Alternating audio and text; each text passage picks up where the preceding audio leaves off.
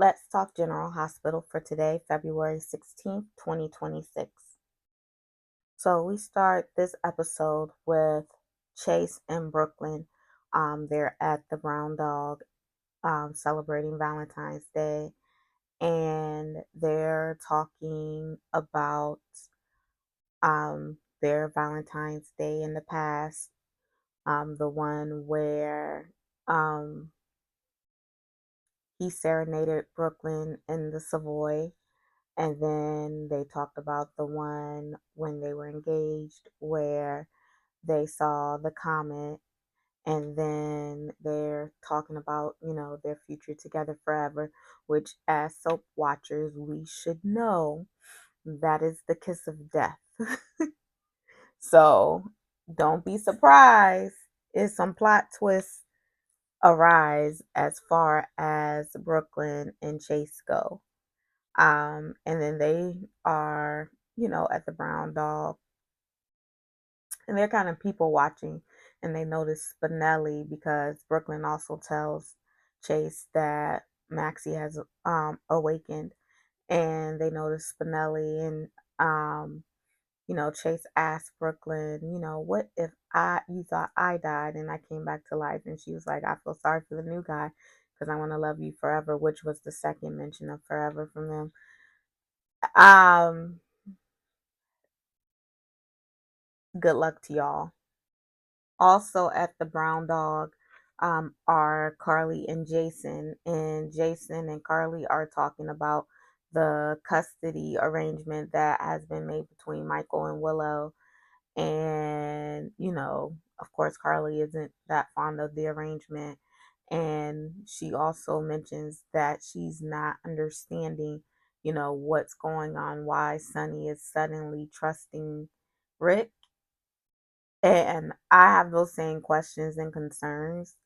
Carly, I don't know what's going on there.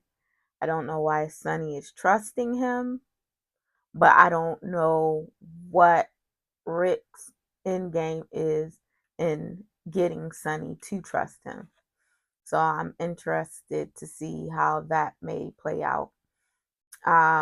Then while he's talking with Carly, he gets a message from Spinelli, and Spinelli comes to meet him there, and he tells Carly and Jason that Maxie is awake.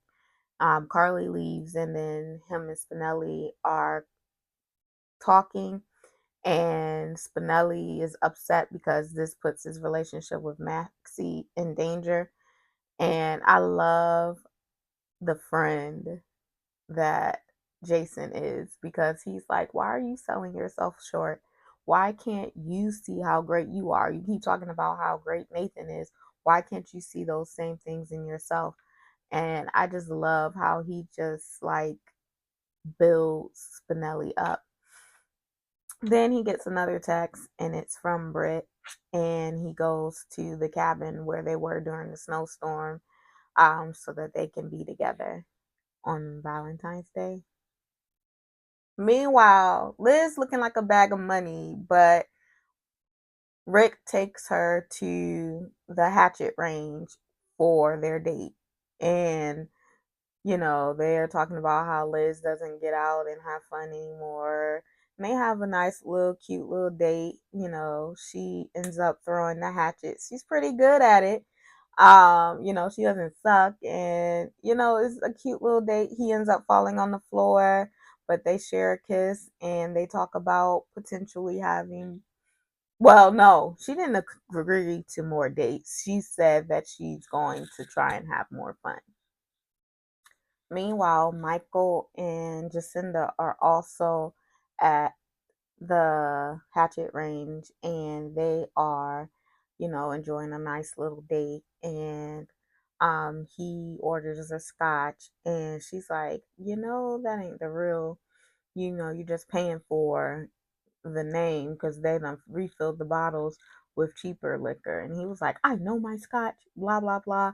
So then they do a cute little scotch taste test, and come to find out, Michael don't know his liquor like he think he know his liquor. And they made a bet that whoever won gets a favor, and we don't know what her favor is at this time. It's TBD. Meanwhile, not Liz, Lucy, Ava, and Jens are down at the Metro Court, and they are having a triple date. This is so weird, but they're having a triple date or whatever, and Lucy is just chatting away, and Ava's just like, what? Yeah.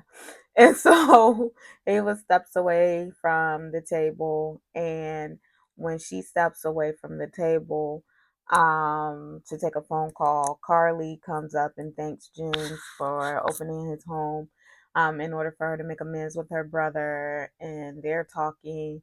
And then Lucy was like, I'm glad you're making, good with Jens, blah, blah, blah. And Carly's like, yeah, it's good, and walks away.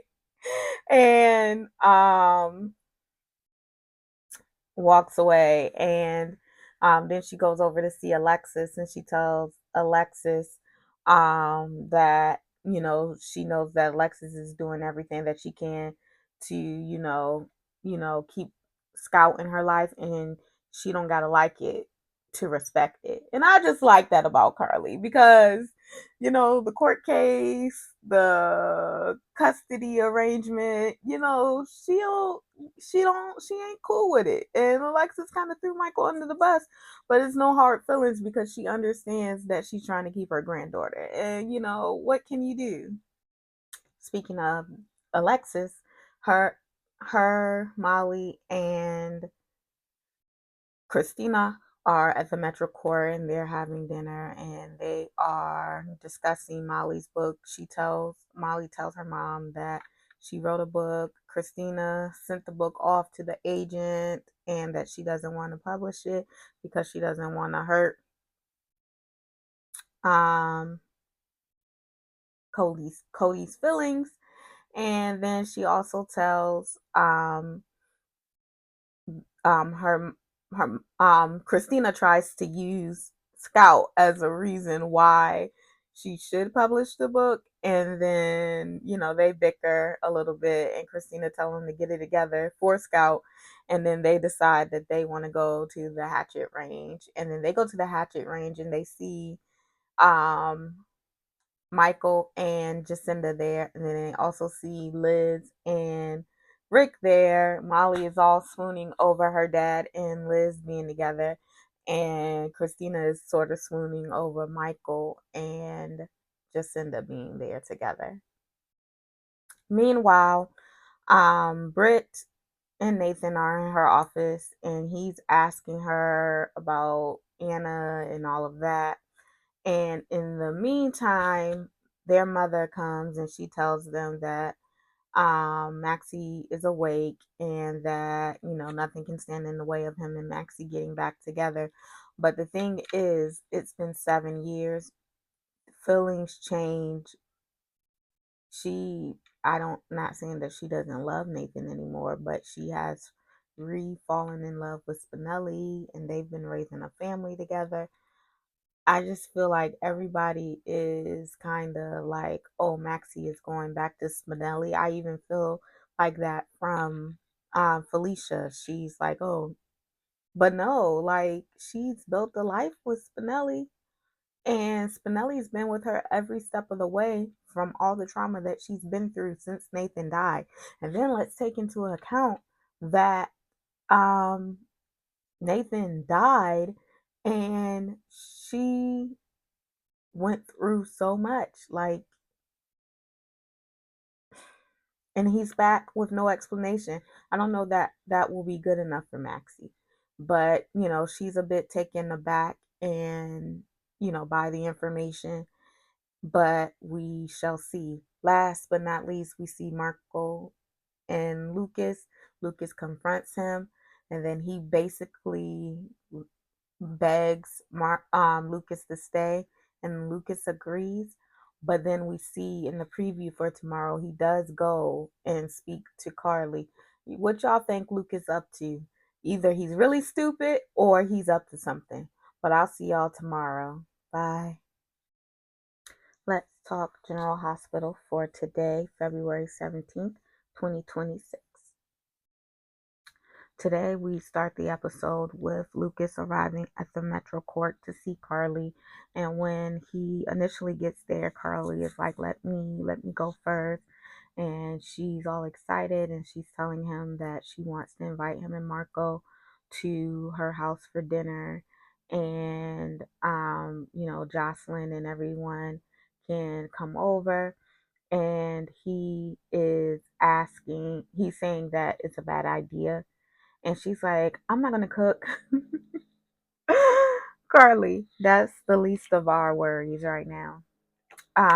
But he's like, I owe you an apology because you were right. And he goes in and he tells her a little bit about what's going on with him and Marco. And she's like immediately alarmed, as she should be, and she's telling him, you can't go back to Windermere. He was like, I'm not leaving, Lucas. I trust Lucas. Lucas will never tell his father about me and the conversation that we had. And I love him. And when I leave Windermere, I'm leaving with Lucas. Excuse me, leaving with Marco. Let me just preface this by saying that Lucas is a fool. Plain and simple. I don't need to elaborate. Meanwhile, back at Windermere, Tracy has gone over to basically tell Sidwell that Maxie has awakened and that she wants to do a inventory of all the imports and exports through deception. And he's trying to like talk her, down from it. And she's like, no, you know, my role is to make sure that all of my, investments and everything are on the up and up. So no, I want to do the audit. And he was like, oh, you can just ask me. And she's like, no, I want to see everything in it, do everything myself. And then he basically says that their arrangement needs to stay the way that it is, and he basically kicks Tracy out. Meanwhile, when Tracy leaves, Pascal comes back and he is telling Sidwell that he may not can trust Lucas because basically, excuse me, he may not be able to trust Marco because basically Lucas has Marco's mouth, his nose wide open. I can't speak today. His nose wide open, and Sidwell was like, "Don't you ever, say that I can't trust my son." And he tells Sidwell that he witnessed Lucas eavesdropping, and what if Lucas convinces Marco to leave the island? Sidwell said he wouldn't do that because he knows he has to be here to supervise Britt, and if Lucas does convince him to leave the island, then I will have to console Marco at Lucas's funeral. So Lucas was all, oh, he's not going to tell his dad about our conversation. Little does he know, Pascal, who he said is a lurker, was lurking, saw him eavesdropping, and then took it back to Sidwell. So now what, Lucas? Now your life in the line. And I can't say it. I can't help but say it because he just don't want to listen, and he's so, oh, but I love him, that he gonna die. If he dies or get hurt, that's on him because he didn't want to hear reason. Meanwhile, Sunny and Rick are having breakfast, and it's so weird, but they're having breakfast, and Rick is asking him, how are you liking the job I'm doing? He's like, you good so far? And then he's like, well, I was thinking I could do more. And then Justine walks by, and Sunny is speaking to Justine, and Justine sits down at the table and they chat for a little while. And then when Justine leaves, he's like, okay, so what's going on with you? He asked Sunny, what is going on with you and the assistant DA. He was like, "No, we just friends or whatever, but you can't play a player." And at the end, Rick is like, "So, are you interested in Justine like as a woman or in what she can do for you? Like, what's going on here?" Meanwhile, down at City Hall, Alexis has come to Laura, and Laura's trying to ask Alexis about Drew's status because she's not getting much information from his office about his status since his medical emergency. And she tells her that the stroke was bad. He's pretty much incapacitated. He's locked in. And she's like, "Oh, this must be hard for Scout. Has she been to see him yet?" And she's like, "No, Willow doesn't think it's time. She wants to get Drew settled first before she, brings Scout over there." And so then Laura keeps talking, their chit chat, and then she's like, "Well, with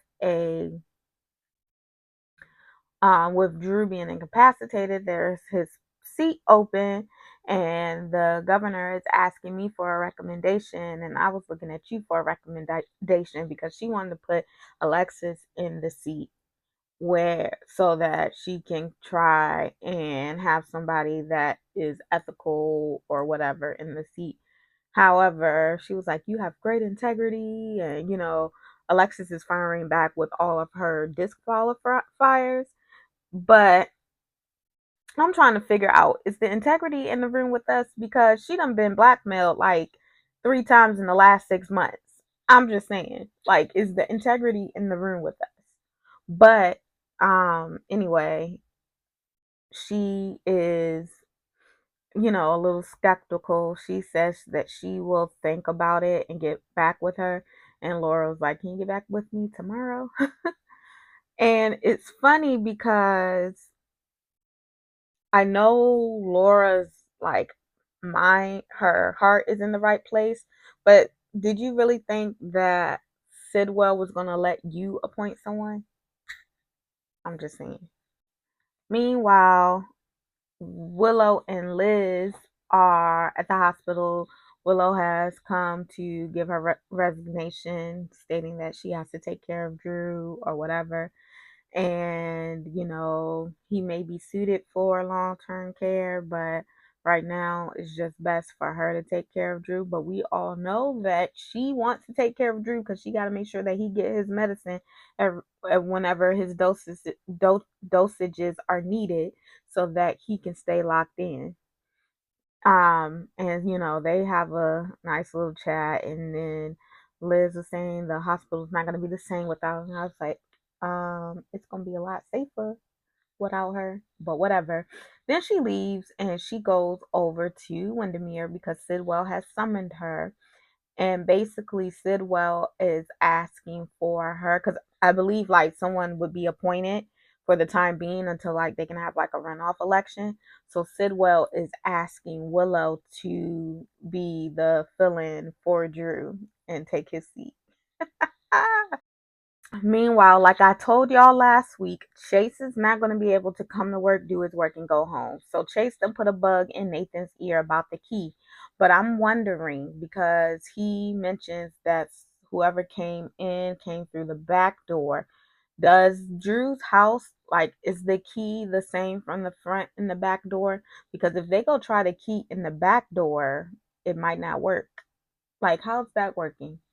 But it's still going to backfire because, as I stated, there is the Trina and Kai element, which is going to probably end up getting them in trouble. And I'm mad at Trina right now because how dare you turn your back on your mother for a man that you know for what, 5 years tops? Like, I just and only known him to be your father for like 3.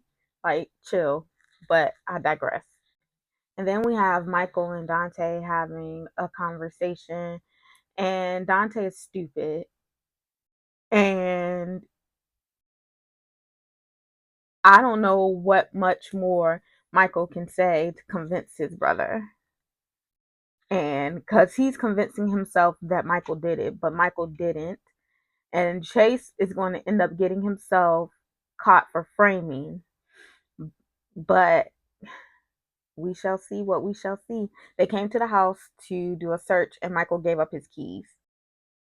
Let's talk General Hospital for today, February 18th, 2026. So we start this episode with Nathan and Dante at the PCPD. Nathan is updating the commissioner on the latest goings on as far as the warrant that they executed yesterday for Michael's keys. And he lets him know that Michael willingly gave up his key ring, and he collected some other stray keys from, around Michael's like personal spaces at the house and at Aurora. Then Dante tries to give Nathan time to, go prepare because Maxie is coming home today. And he tells him that he would rather, find something to do around there, find some work to do around there. And Dante is a little perplexed about this. So they go into the interrogation room and they start talking about, how 7 years has passed. Maxie has moved on with her life. She has started a family with Spinelli. There's a lot going on. Like, she has a whole another child. Then, she was pregnant with James when Nathan died, and now she has a whole nother child. Does he even know that that's technically his niece stepdaughter? It would be, yeah, like, it's a lot going on there. And so, um, and then, she has made a new life with Spinelli. There's a lot to consider.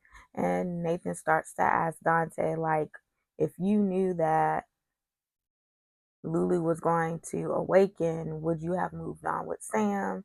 And he's like, our situations aren't the same because Lulu didn't wake up until after Sam died, and Sam died before Lulu woke up. So, like, and me and Lulu weren't together when she went in a coma. So, like, it's a different situation.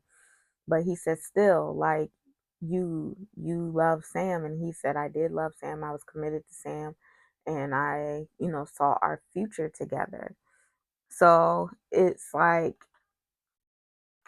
it's not exactly the same situation, but at the same time, it's like, yeah, I don't know if I would really be willing to throw away what I found and what I built in the interim for the past. Like, that's hard. That's a hard question for anyone to ask. And I don't think that anyone could answer that question until they're actually in that situation.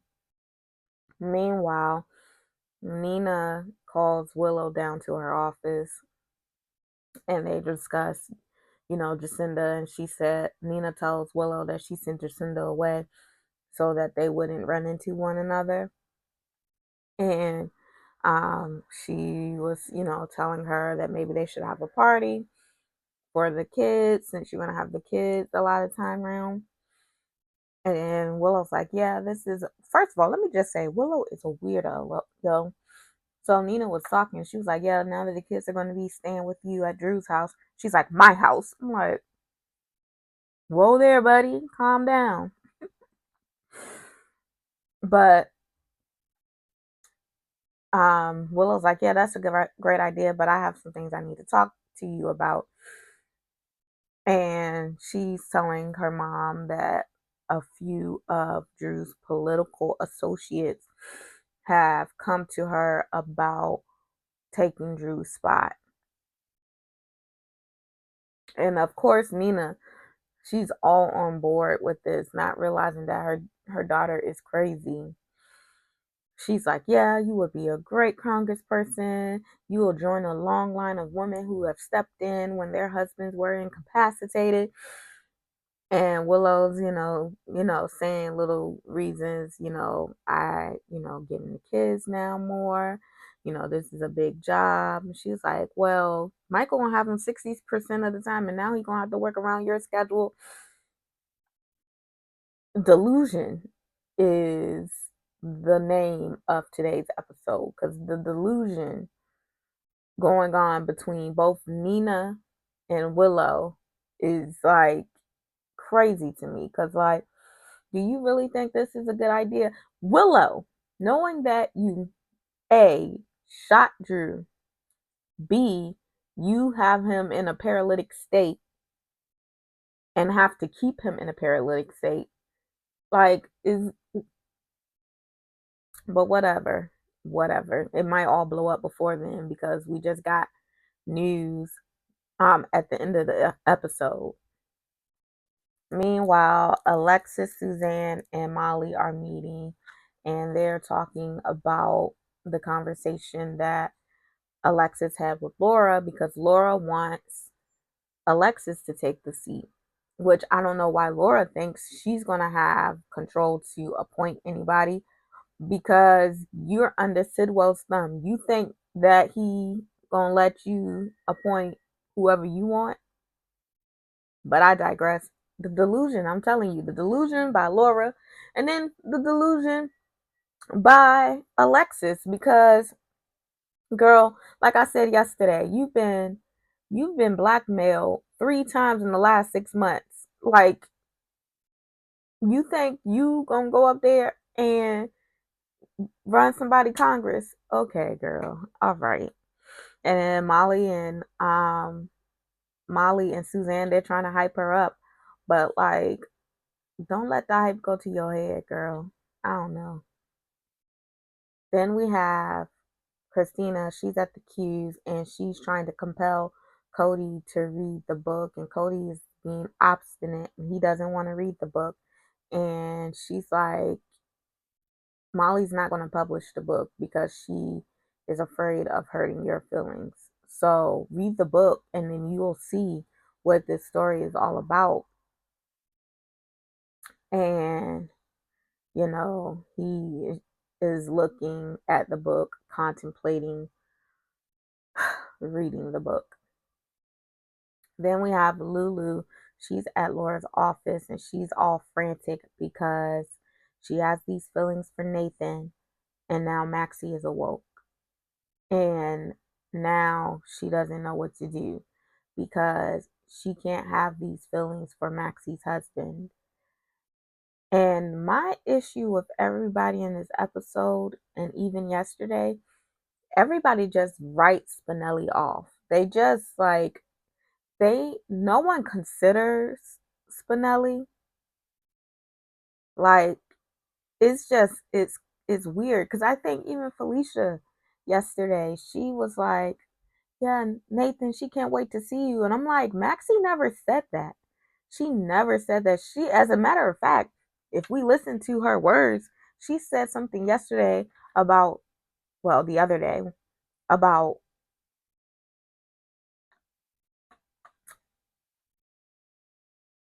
Malcolm West. What's her son's name?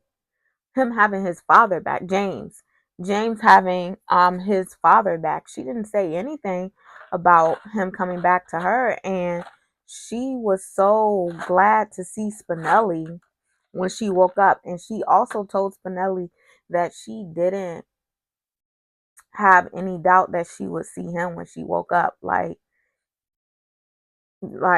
everybody is like writing Spinelli off, like, oh, Nathan is back, forget you, Spinelli, kick him to the curb. Like, he ain't been in the trenches with her raising them kids day in and day out. That brings me to, I like the conversation that Spinelli and Brooklyn had, because she was like, you got to give Maxie a choice and let her choose what she wants, because you can't just go assuming, she's going to pick Nathan. Like, everybody is doing that. But Maxie is a strong willed kind of person. And me personally, Maxie is a inquisitive person. So the fact that Nathan has no memory of what happened to him, I low key think she's going to struggle with that, because she's had so much trauma in her life since Nathan got killed, that the no answers aren't going to be good enough for her. But let me know what you thought about today's episode, and I'll see y'all tomorrow. Let's Talk General Hospital for today, February 19th, 2026. So we start this episode at the PCPD, and Dante is talking with Nathan.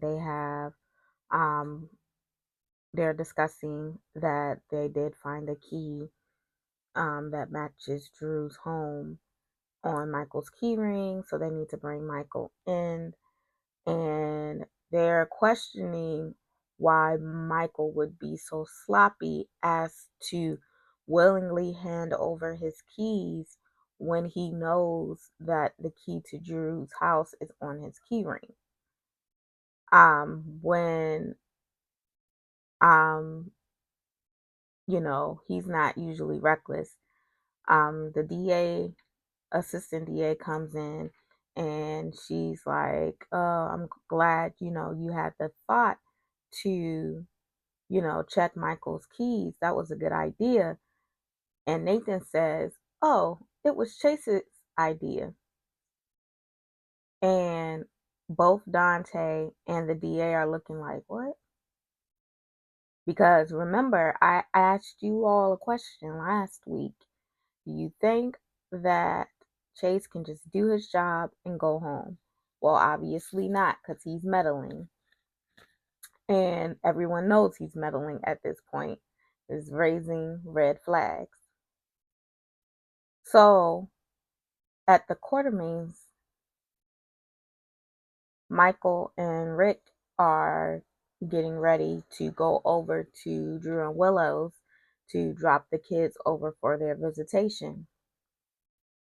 And Michael is talking to Rick, and he gets a phone call from Nathan asking him to come to the police station. Michael tells Nathan, I'm about to drop the kids off for their visitation. Can I do it after that? He was like, I'm afraid not. You need to get here as soon as possible. Michael asks Rick to take the kids to Willow's, and he's going to go to the police station. When Michael leaves to go to the police station, Wiley comes back into the room, and he asks Rick why his dad had to go to the police station. And Rick says, they just want to give your dad his keys back. And Wiley says, you mean the ones that Uncle Chase took? Wiley didn't see him take the keys for no reason. And Wiley also has no reason to lie. Like, Chase, this is not going to end well for you. Because what did Tracy tell you? What does your wife keep asking you? Why are you so invested in this? Anyway, so when they have that conversation, Rick calls Michael, who's at the PCPD, and he's trying to reach out to Diane, but Diane's in court. So he doesn't have a lawyer. And Nathan's like, well, just answer the few questions. And he's like, yeah, I'm not talking to you without a lawyer. So as soon as he says that, his phone rings and it's Rick. So he answers the phone for Rick. And he's like, I'm so glad you called because Diane's tied up in court and I need a lawyer. He was like, is everything okay with the kids? And Rick was like, yeah, everything's fine with the kids. They're happily with their mom. But I wanted to give you a heads up about something. And then he was like, oh, what's up? And he was like, oh, I'll tell you when I get there, but do not speak to the police until I get there. I'm like, okay, Uncle Rick. Okay, Uncle Rick. So Rick comes down, and Rick is like, you haven't proven like that how the key has gotten on Michael's key ring. You haven't proven that he used the key to get into Drew's house. You haven't proven anything. Because by this time, the DA is threatening to charge Michael. And he was like, but you haven't proven anything. And then he's like, there's like 15 other people that live in the house. And they were like, oh, so you're trying to blame one of his family members for putting the key on his key ring? I mean, stranger things have happened. And then Rick said, well, I have eyewitness testimony that saw Chase Harrison, officer, one of PCPD's finest, Officer Harrison Chase, handling Michael's keys. Girl, if you could have seen DA Turner's face and the look on Dante's face. Chase is obsessed and there's not really much wiggle room that he can get out of this. And they can't charge Michael with that. So we're so far so good because Kai and Trina might not have to come forth because I don't know how they're going to charge Michael. They're going to have to let him walk and find something else. Meanwhile, at Willow and Drew's house, Alexis comes over because she is going to basically be chaperoning the exchange of the children. And so she comes to the house and, Willow takes her back to see Drew, but she gets a text that Elizabeth was there. So she goes to let Elizabeth in and leaves Alexis with Drew. And, Alexis is talking about bringing Scout, blah, blah, blah. They're just chatting away. Well, excuse me. Alexis is just chatting because we know that Drew, yeah, he can't chat. So they're just chit chatting away. And while they're chit chatting away, um, Drew starts blinking his eyes rapidly because, as we all know, he can only communicate by moving his eyes, blinking his eyes. Blink one for yes, blink two for no. That's all he can do. But he's blinking his eyes rapidly. And Alexis, like, I don't know what you're trying to say. I don't know what you mean. You want me to get Willow? And he's like, no. And she can't figure out what it is exactly that Drew is trying to communicate to her. So she was like, I'm going to just leave because you seem a bit agitated. I'm going to go. And let me just say, Cameron is so good. He is, give him an Emmy next Emmys, daytime Emmys, because the way that he was communicating with only the use of his eyes, bravo, sir, bravo. I have to give hats off to him because the fear in which he had in his eyes when Alexis was leaving his bedroom, like he did that with only his eyes, yo, because he can't move anything else. Like I, I have to give it to him. My hat's off to Cameron Matheson. But anyway, and she leaves and she tells Willow that Drew was trying to communicate with her and that um she didn't know what he was trying to say. And so then Willow goes back in the room and doses him again because I know you was trying to tell her what I'm doing to you, but I can't have that. Willow is crazy, yo. Cameron Matheson said on GMA one day this week that